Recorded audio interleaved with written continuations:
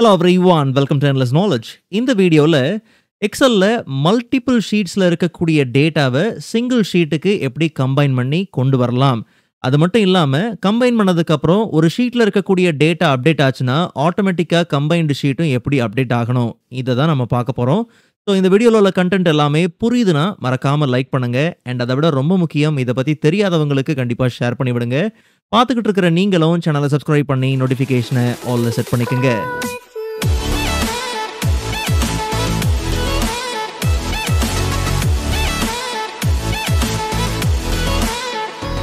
Alright, so first of all, sales dataங்கிற இந்த work புக்ல Q1, Q2, Q3 மூணு ஷீட்லையும் பார்த்தீங்கன்னா டேட்டா இருக்கு.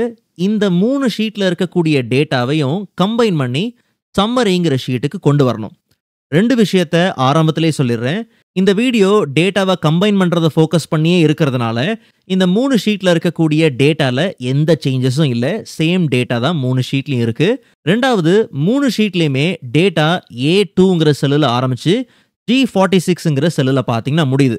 ஒருவேளை கம்பைன் பண்ணதுக்கு அப்புறம் இந்த ஷீட்ல நான் டேட்டா அப்டேட் ஆனா ஃபியூச்சர்ல சம்மரி ஷீட்ல அப்டேட் ஆகுமானா அப்டேட் ஆகும். அதை பேஸ் பண்ணியும் நாம ஒரு மெத்தட் பார்க்க போறோம்.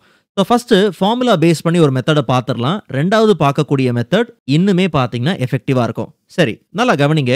மூணு ஷீட்ல இருக்கக்கூடிய டேட்டா, நமக்கு மூணு ஷீட், உங்களுக்கு எத்தனை ஷீட்டாக இருந்தாலும் சரி, மல்டிபிள் ஷீட்ஸ்ல இருக்கக்கூடிய டேட்டாவை கம்பைன் பண்ணி கொண்டு வரதுக்கு நாம VStack, அதாவது வெர்டிக்கல் ஸ்டாக்கிங்கிற ஃபங்க்ஷன் யூஸ் பண்றோம். இந்த VStack ஃபங்க்ஷன்ல இருக்கக்கூடிய ஆர்குமெண்ட்ஸ் பாருங்க, array1, array2, array3. ஸோ நமக்கு மூணு ஷீட். ஸோ அப்போ என்ன பண்ணலாம், array1 ஆர்குமெண்ட்ல நல்லா கவனிங்க, Q1 அதாவது ஷீட் நம்பர் 1 கிளிக் பண்ணும் போது ஃபார்முலா பாரை நீங்கள் நல்லா கவனிக்கணும். ஸோ நமக்கு ஷீட் 1ல இருந்து ஷீட் 3 வரைக்கும். ஸோ அப்போ ஷீட் 1 நம்ம கிளிக் பண்ண உடனே, செலக்ட் பண்ண உடனே பாருங்க, நமக்கு ஃபார்முலா பாரில் ஷீட் 1 அதாவது Q1 அப்படிங்கிற நேம் பார்த்தீங்கன்னா வந்தாச்சு. இப்போ ஷிஃப்ட் கீ ஹோல்ட் பண்ணிட்டு கண்டினியூவாக இருக்கக்கூடிய மூணு ஷீட்ஸையும் நான் என்ன பண்ணுறேன், செலக்ட் பண்ணுறேன். அப்போது Q1ல இருந்து Q3 வரைக்கும் அந்த ஷீட்டோட செலெக்ஷன் பார்த்தீங்கன்னா வந்தாச்சு.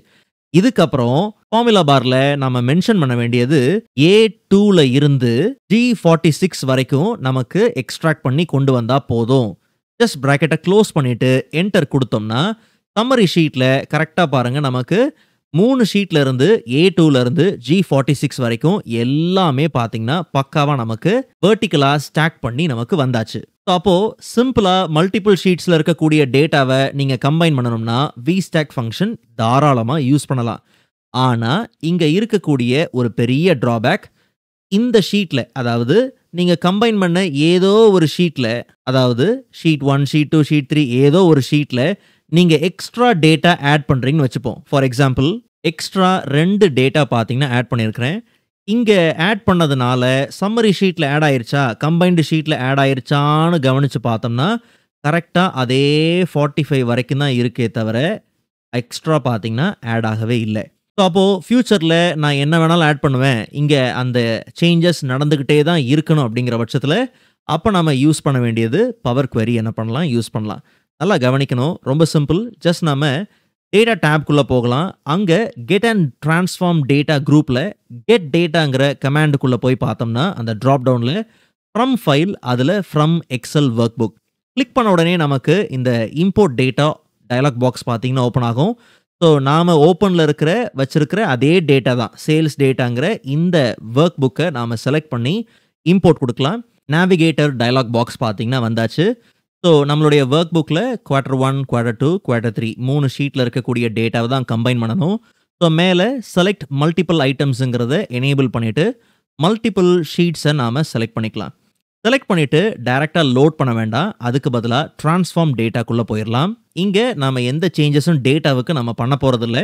ஸோ மேலே ஹோம் டேப்லேயே பார்த்தீங்கன்னா, பவர் குவெரி எடிட்டரில் ஹோம் டேப்லேயே பார்த்தீங்கன்னா கம்பைன் அப்படிங்கிற குரூப்பில் அப்பெண்ட் குவெரிஸ்ன்னு இருக்கு இல்லையா, ஜஸ்ட் நம்ம கிளிக் பண்ணலாம். கிளிக் பண்ணதுக்கப்புறம் பார்த்தீங்கன்னா அப்பெண்ட் அப்படிங்கிறதுல 3 or more டேபிள்ஸ் இருக்கு இல்லையா, செலக்ட் பண்ணிவிட்டு டேபிள்ஸ் டு அப்பெண்டில் Q1 கரண்ட் இருக்குது, அதில் Q2 அதாவது ஷீட் 2, ஷீட் 3 இது எல்லாத்தையும் ஆட் பண்ணிவிட்டு ஜஸ்ட் நம்ம ஓகே கொடுத்துட்டோம்னா Q1ங்கிற ஷீட்லேயே பார்த்தீங்கன்னா எல்லாமே பார்த்தீங்கன்னா பர்ஃபெக்டாக கம்பைன் ஆயிடுச்சு, அப்பெண்ட் ஆயிடுச்சு. அண்ட் இப்போது இதை ஷீட்டில் நம்ம லோட் பண்ணிக்கலாம்.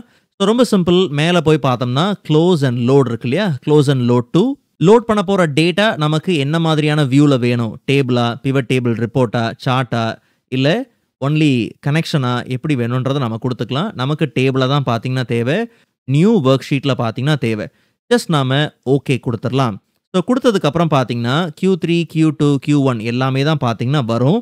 ஜஸ்ட் நாம என்ன பண்ணலாம், இது நமக்கு அவசியம் இல்ல. அதனால இதெல்லாம் ஜஸ்ட் நாம டெலீட் பண்ணிறலாம்.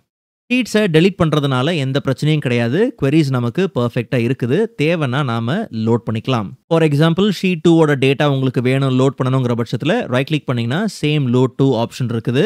தாராளமா நீங்க சேம் ப்ராசஸ ஃபாலோ பண்ணிக்கலாம். ஓகே. பட் நமக்கு Q1ங்கிற இந்த ஷீட்ல எல்லா டேட்டாவும் பக்காவா பார்த்தீங்கன்னா வந்தாச்சு. இப்ப ஃபர்ஸ்ட் ஷீட்டோட டேட்டா பாருங்க எதோட நிக்குது? கரெக்ட்டா பார்த்தீங்கன்னா 47 இதோட பார்த்தீங்கன்னா நிக்குது. ஒருவேளை ஃபர்ஸ்ட் ஷீட்ல போயிட்டு ஏதாவது நம்ம ஆட் பண்றோம்னு வச்சுப்போம். ஃபார் எக்ஸாம்பிள் 3 டேட்டா பார்த்தீங்கன்னா எக்ஸ்ட்ரா ஆட் பண்ணியிருக்கிறோம். ரொம்ப சிம்பிள். ஜஸ்ட் நம்ம அந்த கம்பைன்டு ஷீட்டுக்குள்ள போயிரலாம். இப்போ அந்த query-ய ஜஸ்ட் நாம ரீஃப்ரெஷ் பண்ணா மட்டும் போதும். ஓகே. எக்ஸ்ட்ரா 3 டேட்டாவும் பார்த்தீங்கன்னா பக்காவா நமக்கு அப்டேட் ஆயிருக்கும். அப்ப ஃபியூச்சர்ல இந்த ஷீட்ஸ்ல நாம என்ன அப்டேட் பண்ணாலும் சரி, இங்கேயும் நம்ம ஒரு சின்ன ரீஃப்ரெஷ் குடுக்கும்போது பக்காவா பார்த்தீங்கன்னா அப்டேட் ஆகும். நீங்க அதுக்காக query-ல போய் தான் நீங்க அங்க ரீஃப்ரெஷ் குடுக்கணும்னு அவசியம் இல்ல. ஜஸ்ட் நீங்க இந்த டேட்டாவ ரைட் கிளிக் பண்ணி ஒரு ரீஃப்ரெஷ் குடுத்தாலே போதும். ஓகே. ஸோ சிம்பிளா நமக்கு டேட்டாவ கம்பைன் பண்ணா போதும் அப்படிங்கிற பட்சத்தில நம்ம vstack ஃபங்ஷன் தாராளமா யூஸ் பண்ணலாம். இல்ல எனக்கு வந்து ஆட்டோமேட்டிக்கா அப்டேட் ஆகணும் அப்படிங்கிற பட்சத்தில எக்ஸ்ட்ராவா நீங்க ஒரு சில விஷயங்கள் கண்ட்ரோல் பண்ண விரும்புறீங்கன்ற பட்சத்தில தாராளமா நீங்க பவர் query எடிட்டர் யூஸ் பண்ணலாம். ஃபியூச்சர்ல நிறைய விஷயத்துக்கு அது உண்மையிலேயே பார்த்தீங்கன்னா யூஸ்ஃபுல்லா இருக்கும். ஸோ இந்த வீடியோ உங்களுக்கு யூஸ்ஃபுல்லா இருக்கும் நம்புறேன். நெக்ஸ்ட் வீடியோல இதை விட இன்ட்ரெஸ்டிங்கான டாபிக்க பார்க்கலாம். அதுவரை காத்திருங்கள்.